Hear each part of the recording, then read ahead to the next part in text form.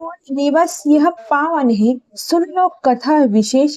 हरि कृपा संयोग सफल सभी उपदेश। हरे कृष्ण। आप सभी श्रोताओं को सफला एकादशी की हार्दिक शुभकामनाएं। सफला एकादशी का व्रत भगवान विष्णु समर्पित है। इसे पौष मास के कृष्ण पक्ष की एकादशी तिथि के दिन रखा जाता है।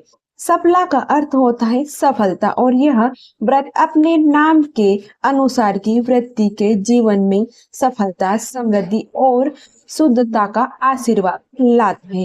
इस दिन भगवान नारायण की पूजा अर्चना, कथा श्रवण और व्रत का पालन करने से न केवल जीवन की कठिनाई समाप्त होती, बल्कि आत्मा भी शुद्ध प्राप्त होकर अंत में ऐसे भक्त वैकुंठ लोक की प्राप्ति होती है। अब आप सभी श्रद्धालुओं को समक्ष सफला एकादशी की पावन कथा प्रस्तुत की जा रही है। आप सब भी इस कथा का ध्यान पूर्वक सुनकर अपने जीवन को अवश्य ही सफल बनाए। मोक्षदा एकादशी की कथा सुनकर धर्मराज युधिष्ठिर ने प्रश्न होके हुए श्री कृष्ण से कहा, हे कमल नयन, मोक्षदा एकादशी व्रत कथा सुनकर मैं तो धन्य हो गया हूँ। अब पौष मास के कृष्ण पक्ष की एकादशी की महिमा बताते हुए भी कृपा करें। उस एकादशी का क्या नाम है, उस दिन किस देवता की पूजा होती है और उसके व्रत का विधान क्या है, मुझ पर कृपा कर हुए सब आप मुझे विस्तार पूर्वक बताए।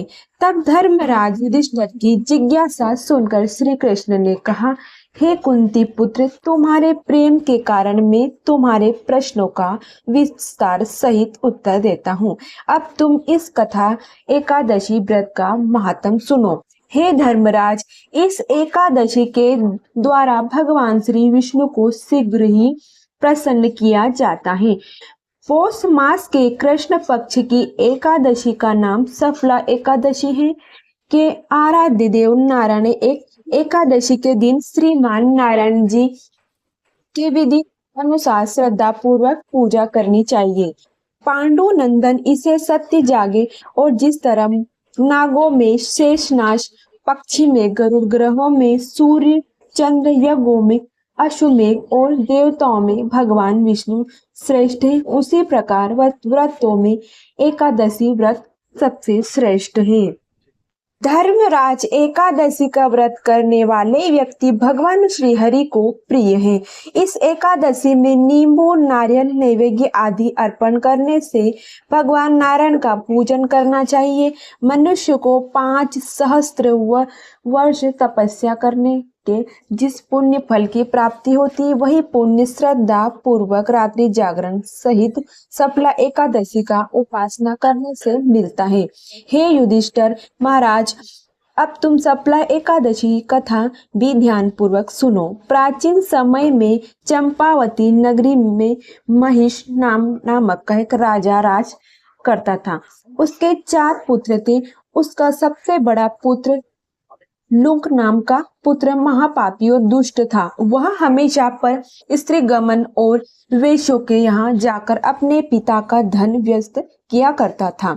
देवता, ब्राह्मण, वैष्णव आदि पुत्रदा की निंदा करते। वह अति प्रसन्न होकर था। सारी प्रजा उसके कुकर्म से बहुत दुखी थी, परंतु युवराज होने के कारण सब चुप उसके अत्याचारों को सहन करने और विवश थे, और किसी में भी इतना साहस नहीं था कि कोई राजा उसकी शिकायत करता। परंतु बुराई अधिक समय तक पर्दे में नहीं रहती है। एक दिन राजा महिषमान को लुक के कुकर्म का पता ही चल गया। तब राजा अत्यंत क्रोधित हुआ और उसके लुक को अपने राज के निकाल दिया। पिता द्वारा त्याग ही लुक और सभी ने भी त्याग कर दिया। वह सोचने लगा कि मैं क्या करूं, कहां जाऊं। अंत में उसने रात्रि को पिता के ही राज्य में चोरी करने की ठानी।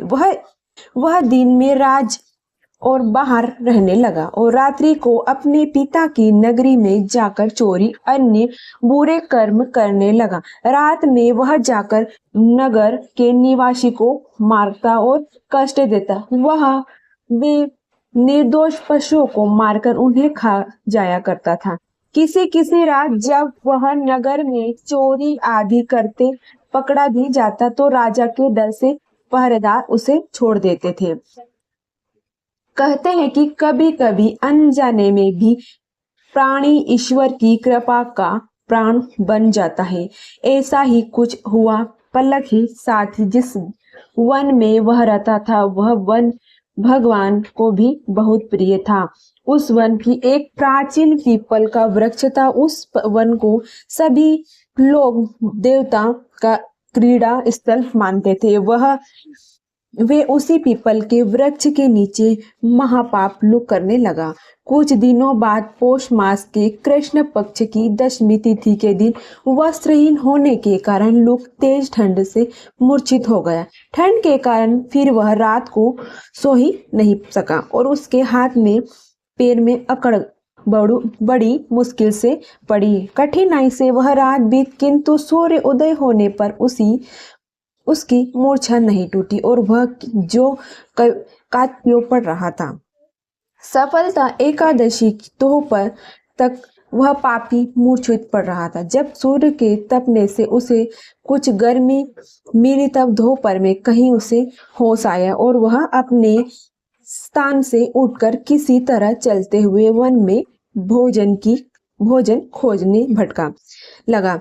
दिन वह शिकार करने में असमर्थ था, इसलिए पृथ्वी पर गिरे हुए फलों को लेकर पीपल के वृक्ष के नीचे गया। तब वह भगवान सूर्य अचलक और प्रस्था कर गए थे, अर्थात सूर्यास्त हो चुका था। भूख होने के बाद भी वह उन फलों की नहीं खा सका, क्योंकि वह नित्य जीवों को मारकर खाता था। उसका मांस से ही पेट भरता था। खाने के यह फल मिले तो उसे फल खाना बिल्कुल भी नहीं अच्छा लगा, इसलिए उसने वह फलों को पीपल की जड़ के पास रख दिया और दुखी होकर बोला, हे ईश्वर, यह फल आपके ही अर्पण है, इन फलों तो आप ही तृप्त होइए। ऐसे कहकर वह रोने लगा और रात को उसे नींद नहीं आई। वह सारी रात रोता रहा। इस प्रकार उसी पापी से अनजाने में एक एकादशी का उपवास हो गया। उस महापाप से इस उपवास और रात्रि जागरण से भगवान श्री हरि अत्यंत प्रसन्न हुए और उसे सभी पाप नष्ट हो गए। सुबह होते ही एक दिव्य रथ उनके सुंदर वस्तुओं से सजा हुआ आया और उसके सामने खड़ा हो गया। ठीक उसी समय आकाशवाणी हुई, युवराज भगवान नारायण के प्रभाव से वे तेरे सभी पाप नष्ट हो गए। अब तू अपने पिता के पास जाकर राज्य प्राप्त कर। और जब आकाशवाणी लुक ने सुनी तो वह अत्यंत प्रसन्न होते हुए बोला, हे प्रभु, आपकी जय हो। ऐसा कहकर उसने सुंदर वस्त्र धारण किए और फिर अपने पिता के साथ गया। पिता के पास पहुंचकर उसने सारी कथा और पिता को सुनाई। पुत्र के मुख से सारा वृत्तांत सुनने के बाद पिता ने अपना सारा राज्य तुरंत ही पुत्र को सौंप दिया। स्वयं वन से चला गया। अब लगभग शास्त्र अनुसार राज्य करने लगा। उसी पत्नी पुत्र आदि श्री विष्णु के परम भक्त बन गए। फिर वृद्धावस्था आने पर वह अपने पुत्र को राज सौंपकर भगवान का भजन करने के लिए वन में चला गया और अंत में परम पद को प्राप्त हुआ। भगवान श्री कृष्ण कथा समाप्त कर धर्मराज युधिष्ठिर से कहने लगे, धर्मराज, जो मनुष्य श्रद्धा और भक्ति पूर्वक इस सफला एकादशी का उपवास करते हैं उसके सभी पाप नष्ट हो जाते हैं और अंत में उन्हें मुक्ति प्राप्त होती है। युधिष्ठिर, जो मनुष्य इस सफला एकादशी को महत्व को नहीं समझे उन्हें तो पूंछ और सींगों से विहीन पशु की समझा चाहिए। सफला एकादशी महात्म को पढ़ने अथवा श्रवण करने से प्राणी को राजयोग यज्ञ के समान फल प्राप्त होता है। कथा का सार यह है कि यह सफला एकादशी यानी कि कथा हमें भगवान के अति कृपालु होने का भाव कराती है। अगर कोई मनुष्य आज्ञा वंश अनजाने में ही भी प्रभु का स्मरण कर लेता है तो उसे पूर्ण सफल की प्राप्ति होती है। अगर मनुष्य निश्चल भाव से अपने पापों को क्षमा मांगे तो भगवान उसे बड़े से बड़े पापों को भी क्षमा कर देते हैं। लुक जैसा महापाप भी भगवान श्री हरि की कृपा से वैकुंठ का अधिकार बना। सफला एकादशी का व्रत कथा समाप्त। अब आपको सुनाते हैं ठाकुर जी की एक भक्त की कथा। श्री त्रिपुर दास की का जन्म ब्रज मंडल के सेरण में हुआ था। उसके पिता राजमंत्री थे। बचपन में ही त्रिपुरा दस की में भक्ति के संस्कार थे। एक बार वे अपने पिता के साथ आगरा के से काम के लिए गिरिराज गोवर्धन जी आए और यहाँ आकर उन्हें ठाकुर जी श्रीनाथ जी के दर्शन किए। अब उनका रूप तो इतना अद्भुत सुंदर था कि ठाकुर जी के सुंदर रूप को देखकर वे बहुत अधिक आकर्षित हुए। त्रिपुरदास जी ने ठान लिया कि यहाँ वह है वापस नहीं जाऊंगा, बल्कि रोज इन्हीं दर्शन करेंगे और इन्हीं के पास रहेंगे। जब वापस आने की बारी आई तो उन्हें पिता के अपने चले के लिए कहा। तब तो वह जाने को तैयार ही नहीं हुए। तब उनके पिता ने वहां अपने किसी परिजन को कहा कि यह बालक तो यहीं पर रुकने को हट कर रहा है, तो वह उससे कुछ दिनों के लिए अपने पास ही रख ले। कुछ दिनों के बाद जब इनका मन भर जाएगा तो वहां वापस ले जाएंगे। अब उन्हें क्या पता था कि उनका पुत्र हमेशा के लिए वहीं बसने का निश्चय कर चुका है। अब उनके पिता अपने पुत्र को वहीं छोड़कर वापस लौटे के लिए चल पड़े। रास्ते में कुछ शत्रु दल के सैनिकों ने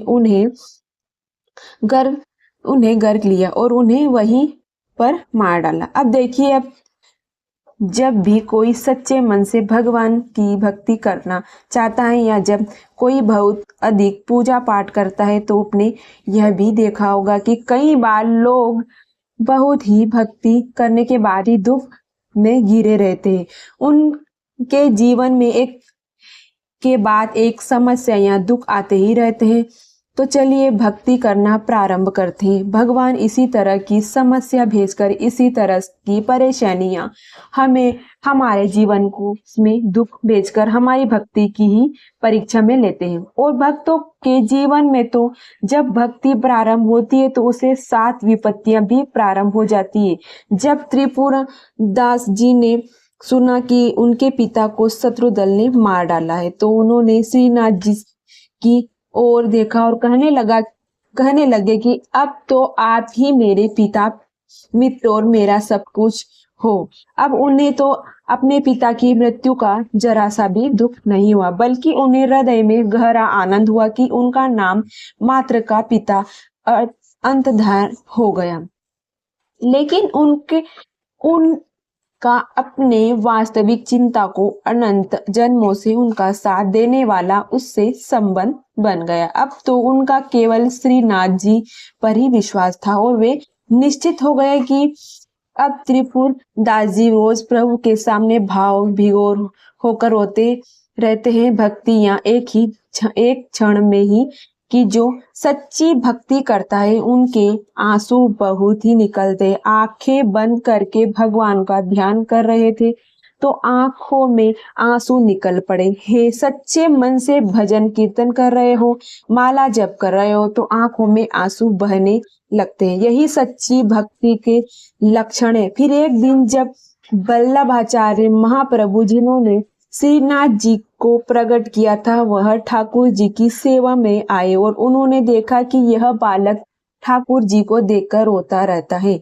वल्लभाचार्य जी ने अपने आयुष्मती को पूछा और उन्हें बताया कि वह एक राजमन का पुत्र है जिससे पिता यात्रा के दौरान मारे गए थे और श्रीनाथ जी उस बालक की बहुत ही आसक्ति की। त्रिपुरदास जी ने श्री वल्लभाचार्य जी को दंडवत किया और कहा कि मैं एक अनाथ बालक हूँ और मेरे नाथ केवल ही नाथ ही है, आप मुझे स्वीकार कर लीजिएगा। बालक की बात सुनकर वल्लभाचार्य जी बड़े ही प्रसन्न हुए और उन्होंने त्रिपुरदास की दीक्षा ले ली। कुछ दिनों के बाद उन्होंने दास जी को अपने पास रखते उन्होंने सेवा का ध्यान भक्तिमय जीवन से जीने की दीक्षा दी। फिर उन्होंने उसे वापस आ जाने का आदेश दिया। जाते समय उन्होंने आशीर्वाद दिया वे कि श्रीनाथ जी सेवा की चिंतन करते हुए अपना जीवन बिताए। अब गुरु की आज्ञा का पालन करते हुए त्रिपुरदास जी वापस अपने पिता की नगरी में चले गए। जब यहाँ कुछ बड़े हुए तो राजा ने उनके पिता का पद उन्हें सौंप दिया। अब इस तरह के राजमन मंत्री बन गए। त्रिपुरदास जी जानते थे कि धन की वास्तविक सामर्थ्यकर्ता यही उसका उपयोग केवल संतों की सेवा किया जाए, अपने ऊपर खर्च न किया जाए। संत ब्राह्मण ऋषि भगवान के विग्रह की पूजा और किसी असहाय व्यक्ति की मदद करना, जो बीमार असमर्थ हो, इसमें जो धन खर्च होता है वह आपके भाग्य में बैंक खाते में जमा हो जाता है। फिर आपको यह ब्याज सहित वापस मिलेगा। और हमारे प्रभु बैंक में तो बहुत ही ज्यादा, इतना ज्यादा है कि ऐसा माना 1 रुपये पर लाखों गुना ब्याज, और जो आप देखते हैं वो नहीं कि कोई बड़ा पद प्राप्त करता है या फिर कोई राजा बन जाता है, तो यह सब पूर्व जन्म के लिए अच्छे कर्मों का ही फल है। लेकिन आजकल इस बैंक में विश्वास करने वाले लोग भी बहुत कम हैं। अब त्रिपुरदास जी ने यह निश्चय किया कि राजमंत्री पद से ही जो भी धन मिलेगा उसे केवल संतों की सेवा और भगवान की सेवा ही में ही उनको करेंगे। अब उन्होंने यह नियम भी लिया कि वह हर वर्ष सर्दियों में श्रीनाथ जी के लिए रत्नों और हीरो की सुसज्जित एक पोशाक बनाकर भेजेंगे। अब तो त्रिपुरदास जी के घर रोज संतों की सेवा होती है और रोज हजारों संत आते हैं और प्रसाद प्राप्त करते ही श्रीनाथ जी भी बहुत खुश होकर वह पोशाक धारण करते हैं। श्री विठुलनाथ जी यानी कि वल्लभाचार्य जी के पुत्र यह देखकर आश्चर्यचकित थे कि वह जब वे ठाकुर जी को कोई भी अन्य वस्त्र पहनाते तो उसे प्रभु स्वीकार कर लेते हैं, और लेकिन जब त्रिपुरदास जी द्वारा कोई भी पोशाक बनाई जाती है तो ठाकुर जी और अधिक प्रसन्न हो जाते हैं, विशेष प्रसन्न हो जाते हैं। यह दिखाता है कि भक्त द्वारा प्रेम से दी गई वस्तु को भगवान अत्यंत ही भाव से स्वीकार करते हैं, चाहे वह कुछ भी हो।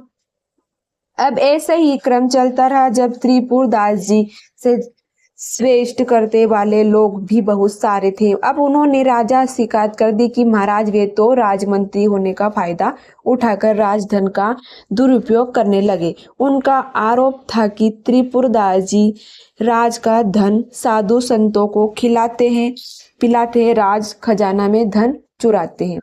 अब जब राजा ने कान भरे हुए तो राजा की बुद्धि पलट गई। राजा ने आदेश दिया कि त्रिपुरदास जी की सारी संपत्ति जब्त कर ली जाए।